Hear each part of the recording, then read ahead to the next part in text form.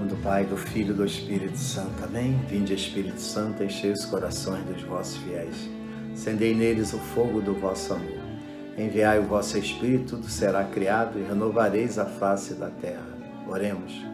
Ó Deus, que instruís os corações dos vossos fiéis com a luz do Espírito Santo, fazei que apreciemos retamente todas as coisas, segundo o mesmo Espírito, e gozemos sempre da sua consolação. Por Cristo, Senhor nosso. Amém. Bom dia, meu irmão, minha irmã. Estamos aqui para mais um cafezinho. E encerrando o mês de julho, sobre a vocação do homem, a vida no Espírito, em relação a tudo aquilo que o Catecismo da Igreja Católica nos ensina. Hoje vamos falar no artigo 8º, sobre o pecado. A misericórdia e o pecado. 18:47. Deus nos criou sem nós, mas não quis salvar-nos sem nós.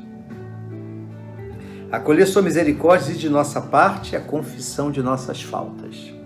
Se dissermos não temos pecado, enganamo-nos a nós mesmos e a verdade não está em nós. Se confessarmos nossos pecados, Ele, que é fiel e justo, perdoará nossos pecados e nos purificará de toda a injustiça. Primeira carta de São João, capítulo 1, versículo 8 a 9. Vimos que nós temos virtudes, graças a Deus. Vimos que temos uma consciência, e se essas virtudes formarem a nossa consciência, muito bem. Estaremos diante daquilo que Deus deseja de nós, a santidade, o agir correto, o homem justo, a mulher justa.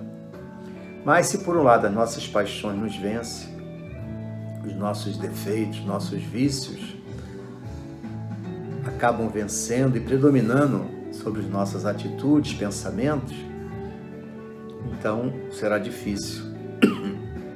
Desculpe. Não conseguiremos viver aquilo que Deus quer para nós. E aí pecamos, né? Não fazemos o que é a vontade de Deus. Não fazemos aquilo que é bom, que é justo, que é preferível.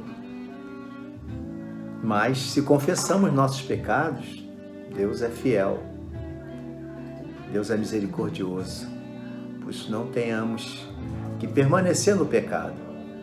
Devemos, sempre que cair, arrepender e voltar ao Pai, como o filho pródigo confessando nossos pecados.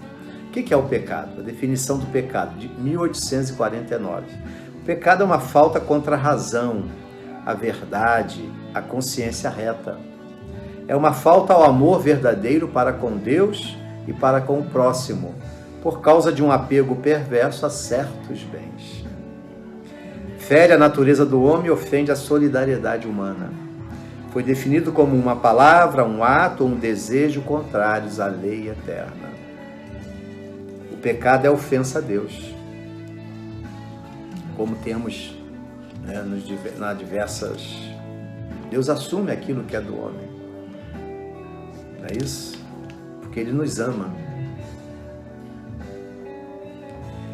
O pecado é, portanto, amor de si mesmo até o desprezo de Deus. Por essa exaltação orgulhosa de si, o pecado é diametralmente contrário à obediência de Jesus que realiza a salvação. A diversidade dos pecados, 1852. A variedade dos pecados é grande. As Escrituras nos fornecem várias listas. A carta aos Gálatas, capítulo 5, opõe as obras da carne ao fruto do Espírito. As obras da carne são manifestas: fornicação, impureza, libertinagem, idolatria, feitiçaria, ódio, rixas, ciúmes, ira, discussões, discórdia, divisões, invejas, bebedeiras, orgias e coisas semelhantes a estas, a respeito das quais eu vos previno, como já vos preveni.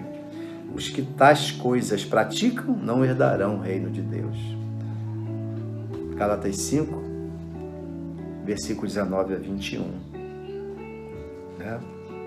Então nós precisamos da força de Deus, da graça de Deus para vencermos tudo isso que o apóstolo fala aqui. e que eu e você sentimos na carne, na nossa história, não é? A nossa vida é uma história de virtudes, de pecados, de vitórias, de derrotas, não é isso? Mas nós devemos aceitar nós mesmos, a nossa fraqueza.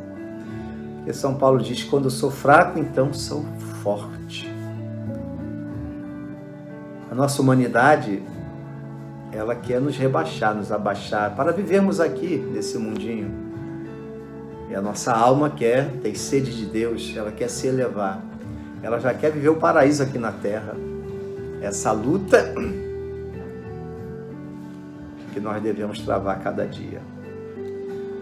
A gravidade do pecado, pecado mortal e venial. 1854.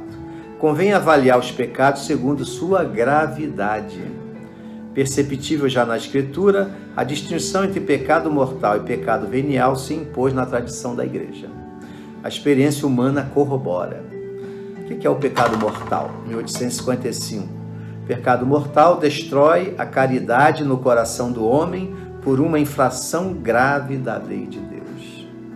Desvia o homem de Deus, que é seu fim último, e sua bem-aventurança, preferindo um bem inferior. É isso tudo que São Paulo fala aqui, não é isso? Em Gálatas 5. Isso tudo é um pecado violento, grave, contra o amor de Deus. Nos separa de Deus, provoca a ruptura da aliança entre nós e o Senhor. O pecado venial ou leve deixa subsistir a caridade, embora a ofenda e fira, não é?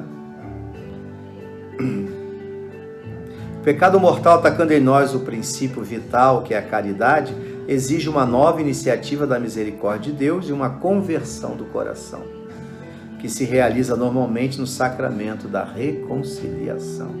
Quem pega mortalmente é obrigado a se confessar para receber a absolvição, né? Primeiro vem o arrependimento e depois eu me confesso diante do sacerdote para receber a reconciliação com Deus. 1857. Para que um pecado seja mortal, requer 3 condições ao mesmo tempo. É pecado mortal todo pecado que tem como objeto uma matéria grave e que é cometido com plena consciência e deliberadamente. Tá bom? A matéria grave é precisada pelos 10 mandamentos, não é? Segundo a resposta de Jesus ao jovem rico, não mates, não cometas adultério, não roubes, não levantes falso testemunho, não defraudes ninguém, honra teu pai e tua mãe, não é? Além, claro, daqueles demais que o Senhor nos fala. O pecado mortal requer pleno conhecimento e pleno consentimento. Pressupõe o conhecimento do caráter pecaminoso do ato, de sua oposição à lei de Deus, não é? Envolve também um consentimento suficientemente deliberado para ser uma escolha pessoal, não é? A ignorância afetada e o endurecimento do coração não diminui, antes aumenta o caráter voluntário do pecado. Então temos que ter pleno conhecimento, essa matéria é grave. Por exemplo, adultério, né? Eu sou casado e estou cobiçando a mulher do próximo ou outra pessoa solteira, não é? Eu tenho conhecimento, mas se eu sinto o desejo, cobiçar, de ter aquela pessoa, aquela mulher, mas eu não realizo isso, no caso a mulher e o homem, né? Tudo bem, eu não consenti, logo eu não pequei mortalmente, né? Veio o desejo, eu consegui, né, controlar ele, e ele não se instalou nem na mente nem no coração, né? Porque também a gente pode pecar como adultério, como Jesus falou, cobiçando, mas sem praticar materialmente o ato.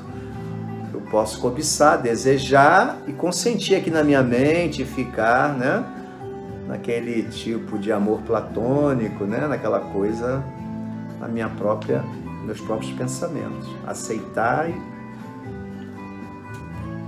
e dar, né, corda a isso aí, a fantasiar. A ignorância involuntária pode diminuir ou até excusar a imputabilidade de uma falta grave. Os impulsos da sensibilidade, as paixões, podem igualmente reduzir o caráter voluntário e livre da falta, como também pressões exteriores e perturbações patológicas. O pecado por malícia, por opção deliberada do mal, é o mais grave, né? Eu sei que é errado e eu faço. O pecado mortal é uma possibilidade radical da liberdade humana, como o próprio amor. Acarreta a perda da caridade e a privação da graça santificante, isto é, do estado de graça. Se este estado não for recuperado mediante o arrependimento e o perdão de Deus, causa a exclusão do reino de Cristo e a morte eterna no inferno, já que nossa liberdade tem o poder de fazer opções para sempre, sem regresso. No entanto, mesmo podendo julgar que um ato é em si falta grave, devemos confiar o julgamento sobre as pessoas, a justiça e a misericórdia de Deus. Só um pecado mortal já é suficiente para levar-nos ao inferno. Por isso a gente tem que ter muita consciência do que a gente faz e nos arrependermos verdadeiramente. Puxa, Senhor, eu pequei gravemente, mas eis-me aqui, me perdoa, estou arrependido. Jesus, eu não quero mais pecar, me ajuda, tem piedade de mim, pecador. O homem humilde faz isso, o arrogante não faz, não é? O obstinado não faz. Então precisa da conversão do coração. E não também, por causa do inferno, eu vou confessar aqui, mas sem o arrependimento. Deus vê o coração, não adianta nada. Comete um pecado venial quando não se observa em matéria leve a medida prescrita pela lei moral, ou então quando se desobedece à lei moral em matéria grave, mas sem pleno conhecimento ou sem pleno consentimento. O pecado venial enfraquece a caridade, ele não rompe com a caridade, né? Não acarreta a perda da caridade. Traduz uma afeição desordenada pelos bens criados, impede o progresso da alma no exercício das virtudes e a prática do bem moral, merece penas temporais.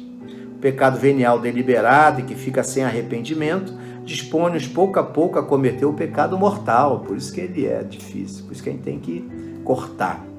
Mas o pecado venial não quebra a aliança com Deus, é humanamente reparável com a graça de Deus. Não priva da graça santificante, da amizade com Deus, da caridade, nem por conseguinte da bem-aventurança eterna. Não nos impede de ir para o céu o pecado venial, mas pode nos levar ao purgatório, onde lá nós seremos purificados.